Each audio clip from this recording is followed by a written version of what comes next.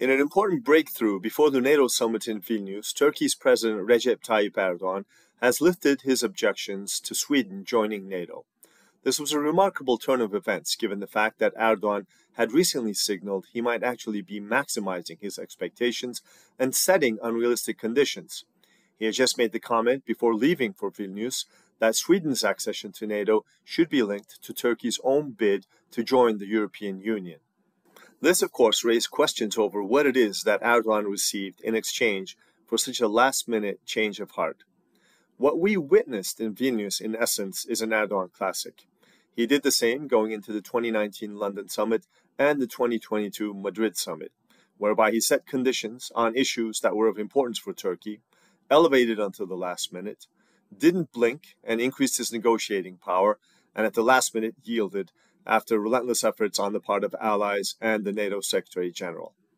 As far as Erdoğan is concerned, he's achieved 5 important results. First, he's registered the legitimacy of Turkey's concerns regarding the activities of anti-Turkish groups on allied territories.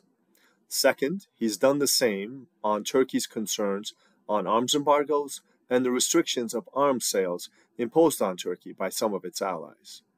Third, he's been able to push through the idea of NATO establishing an office of a coordinator for counterterrorism efforts, something that Turkey had been advocating for, and an area in which it would not be surprising to see Turkey come forward with a strong candidate.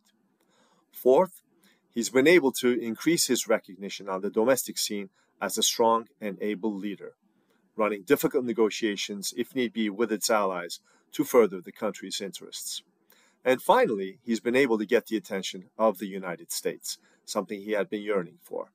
In fact, there are already signs that the U.S. may move forward on the sale of F-16s to Turkey, and in the months ahead, it would not be surprising to see Erdoğan conduct an official visit to the White House.